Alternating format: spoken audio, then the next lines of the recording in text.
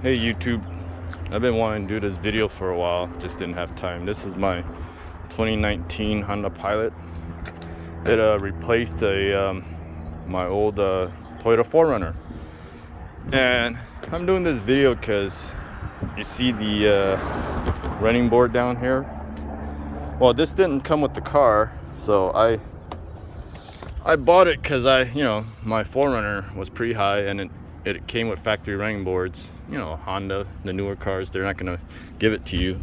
I mean, my brother-in-law worked for the dealer, so I had him order it for me and I put it in myself. It's fairly easy. It's 2 bolts on each side, and then you just gotta cut out the little plastic, I can't think of the name of it for it now, but there's little notches in the underneath there that you gotta cut out so the mount, you can mount it. But the reason why I'm doing this video, not to be long-winded, is because in hindsight, I didn't even think about it until I bought the freaking things and put it in, and then I realized the Honda Pilot is so low when you're standing.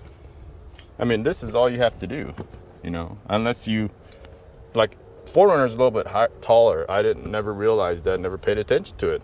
But unless you have knee issues or hip issues and you have a hard time getting in, this is about how far you got to pick your feet up off the ground, and to get in, or you can just simply just go like this. If I would have known that or even thought about it before I ordered it, I would have never bought it, because it really doesn't need it. It's kind of a low profile type of running board, so if you can see my foot, that's how much it sticks out from the door. So I mean, to me it's kind of useless, but like I said, unless you got knee injuries or have trouble climbing in and out. But I mean, the Honda Pilot is it's just a soccer mom urban vehicle for you to, that's why we bought it, so the wife can bring my kids around and to store, school, what have you. But if you actually look at it from the ground up, it's only about 12 inches to the bottom of it, and it's only about 9 inches to the bottom of the running board. So you really got to think about whether or not you need it. I mean, if you buy the car from the dealer and it comes with it, that's fine, but I wouldn't go out of my way to buy and have it put on, especially if you're gonna have the dealer put it on for you. I wouldn't do it. I mean, to make a comparison, this is my Acura TL, and it sits about 7.5 inches off the ground, and my Prius, well, sits about 7 inches. So if you have trouble lifting your feet up, about 1.5 feet to climb in, then you'll need the board. But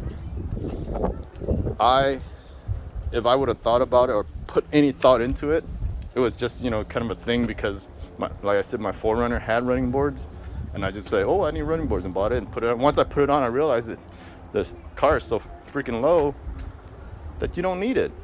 So I hope this helps you guys out, before you order it or buy it and have the dealer put it on, because I'm sure that's a lot more than what I paid. About, I think, $300, and I installed it myself, so I wasn't charged labor. But yeah, so that's about right there. That's how far off the ground the Pilot is.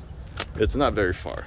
So just for those of you who's got a newer Pilot and wondering if you need a running boards, for me personally, I don't think so. I didn't think about it, but just put this out so that some of you don't save your money and don't make the mistake I did.